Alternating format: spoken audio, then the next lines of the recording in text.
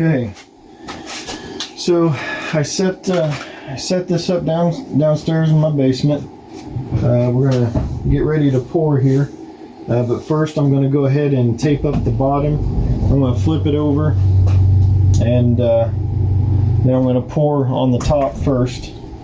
So I'm just using packing tape. It seems to work pretty good. I've used the Tyvek tape and all the few other versions, and they work really good too, but they're expensive, so this works just as good, I found, and it's cheaper.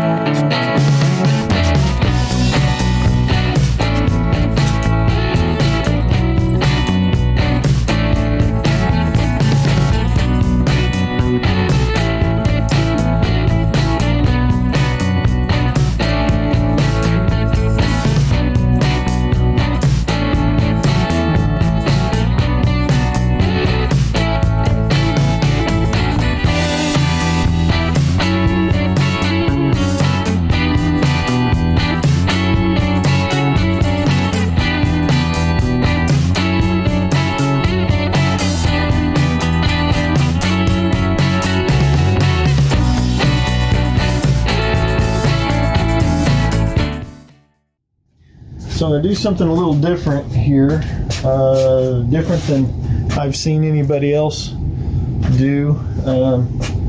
Usually everybody buys melamine, and it seems to be very good stuff.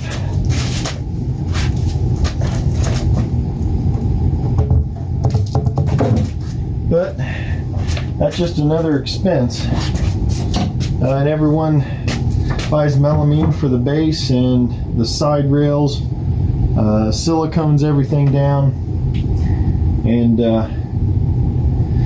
make sure that it's a really good seal tight when they're doing like flood coats. I'm going to experiment with a very cheap way to do it. I've never seen anybody do it this way before. There may be a good reason why no one does it this way, but I'm just trying to lower the cost of production here. And so I got the idea of, I just got some board, just a flat board just for the table to lay on. Took a 2x4 frame, just framed something up around it, and I'm going to put plastic down inside this little piece here. And because I've noticed epoxy doesn't stick to plastic, and plastic is fairly cheap compared to all the time and resources you typically see people go about. Now this may be a big mistake, it may not work at all, but we're going to try it out and see what happens.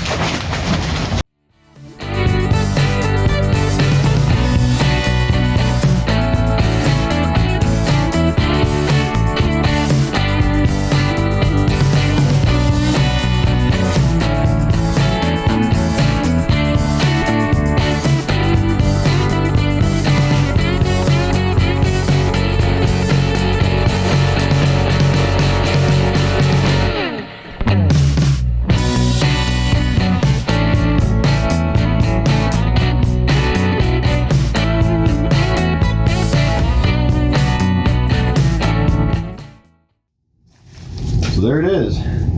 Now I'm not going to flood this whole thing. I suppose if I was going to flood it, because I'm pretty loose on my 2x4,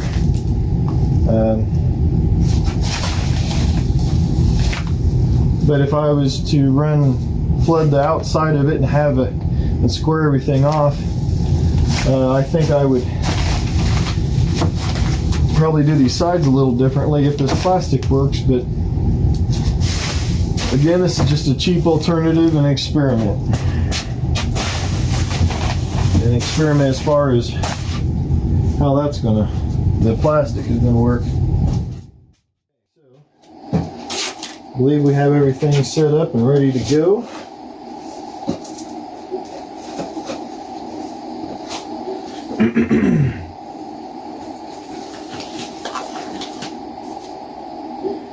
Let's see.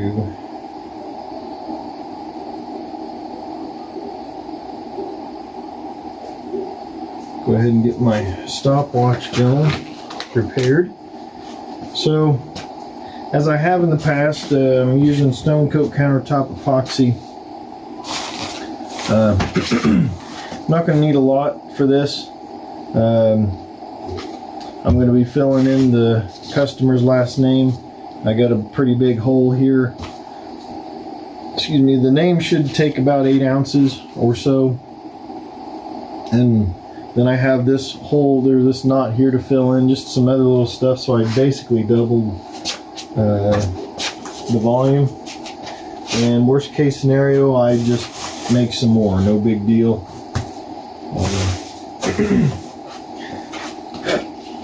And so I'm using the casting epoxy.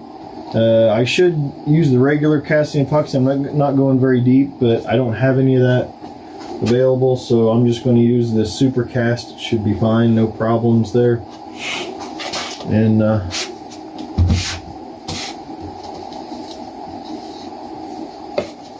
let's begin. So this is a 2-to-1 mix, so I'm going to do 16 ounces.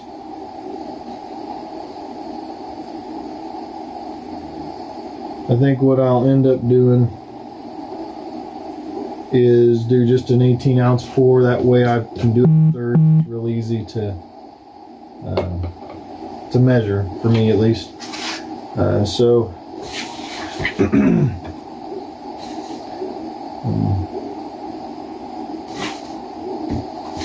let's see. I have plenty of this, so we will do 12 ounces.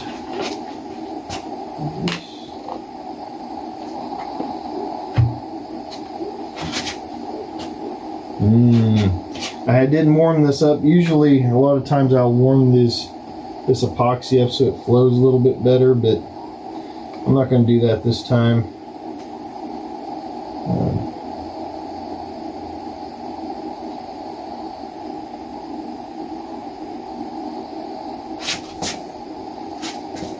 Someone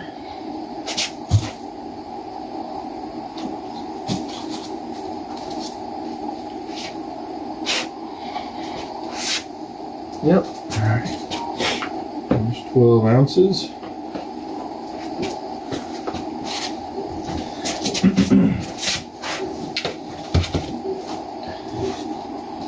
Another hardener. I'll put that right there.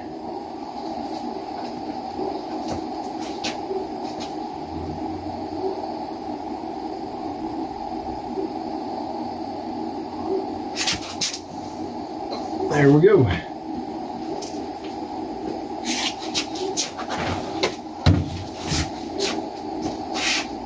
Okay. Now let's I think what I'm going to do, I'm going to take advantage of this plastic and just put it over the piece so I don't splatter anything anywhere. That plastic's working out pretty good so far. So we'll get our timer started.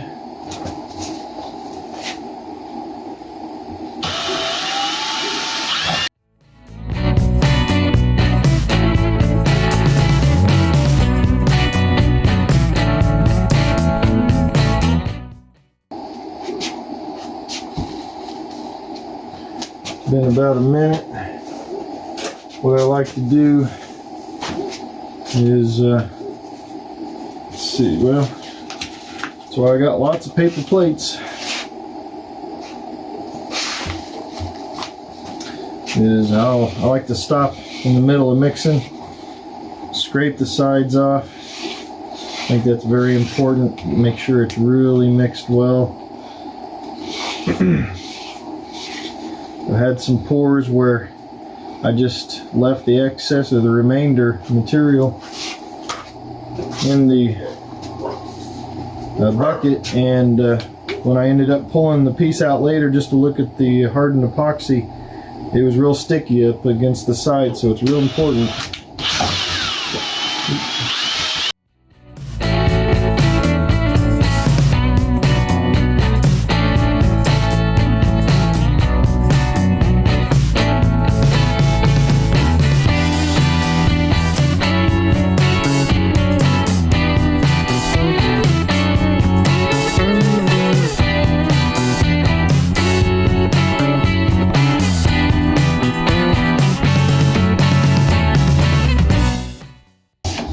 time is up.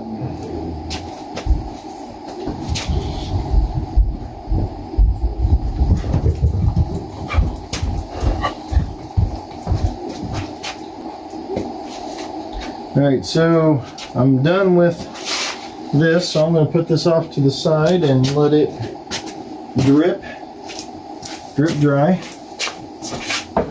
Oh, goodness gracious. Gotta get it out of the way.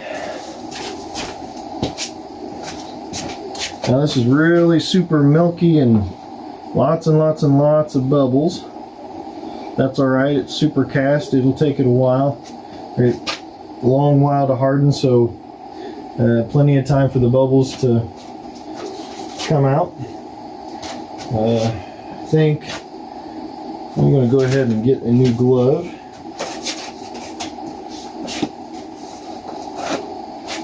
It's always a good idea to have plenty.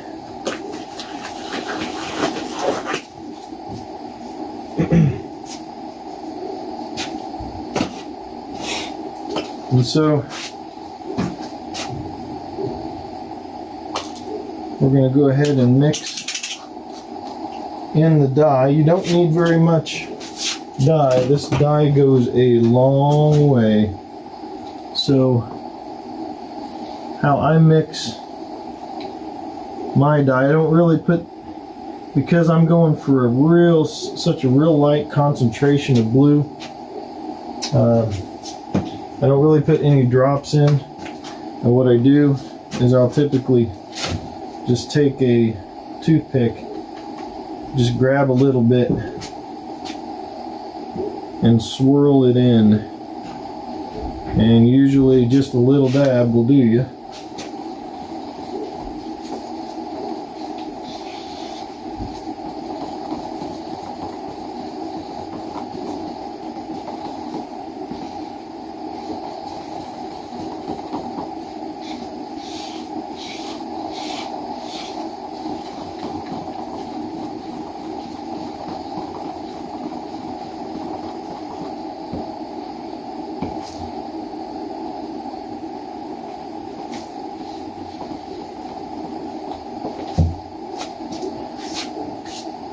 Actually, I'm thinking because there's just so many bubbles in this, we might try using our vacuum chamber.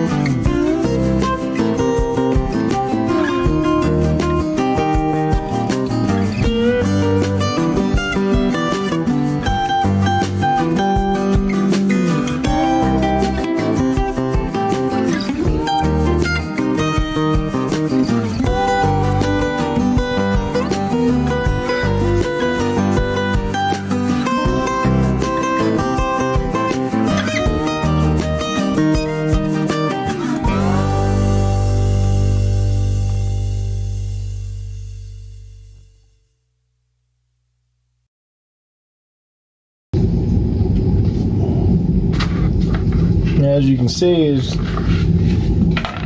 it's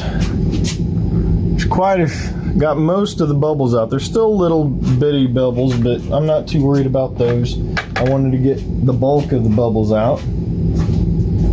So we'll put all this back. Okay, now that we've got that done, I'm going to keep working on coloring it. I'm going to transfer this back over to this littler container. It'll be a little bit easier to manage.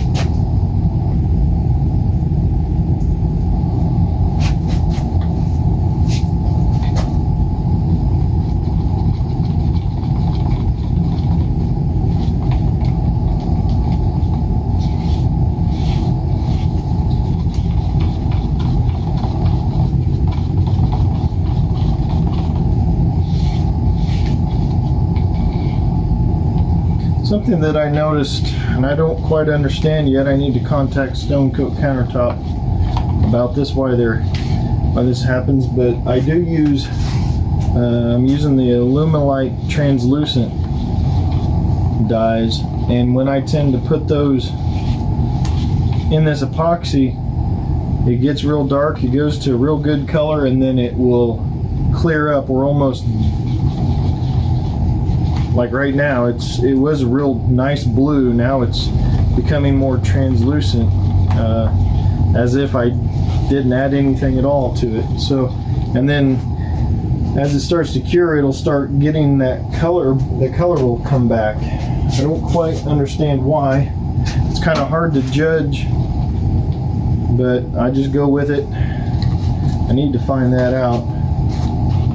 So basically, I got it pretty close to the color I want, or that I'm going to get.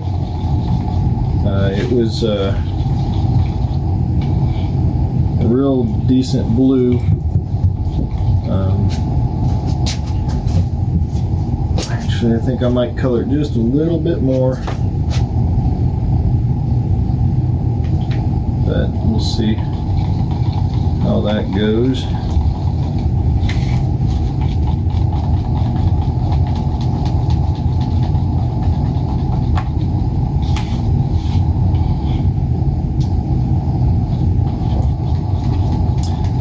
Now, as far as pulling a vacuum and running a vacuum chamber on this epoxy, I wouldn't recommend doing that on the regular countertop epoxy. I would only recommend that on the casting epoxies, or the super cast, the ones that have a longer pot life, and simply because I've ran into many problems. I thought I could use the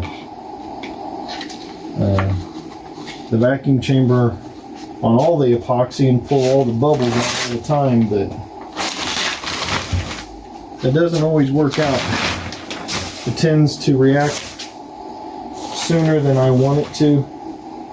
It tends to start hardening and start its exothermic process way quicker than what I'm expecting, so I run into problems. But when I'm doing the super cast or the casting epoxies, I don't run into that trouble. So anyway, so let's begin.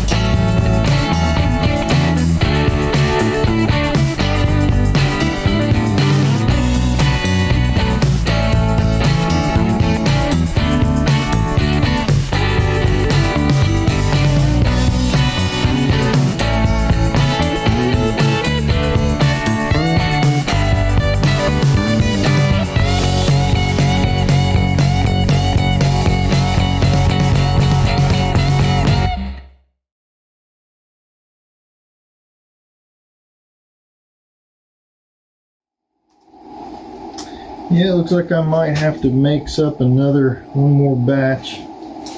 But I'm going to let this just sit and cure for the next few days and see how it levels out.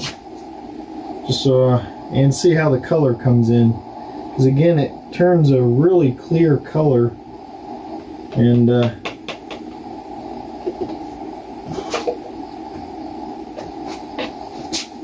then it comes into the blue color that it. I'm not quite understanding it quite yet. Maybe someone else has experienced this and can leave a comment or.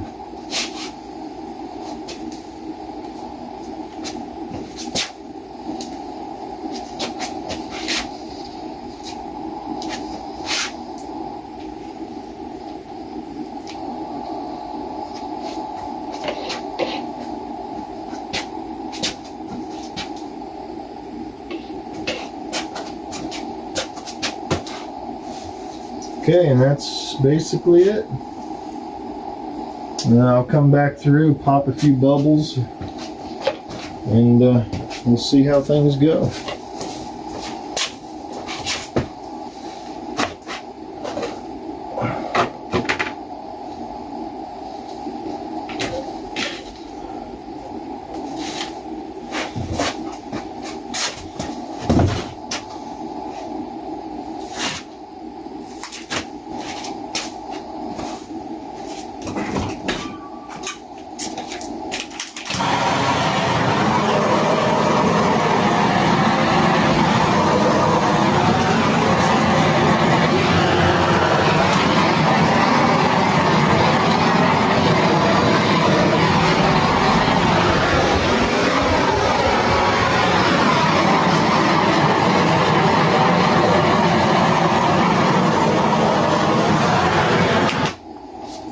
Alright.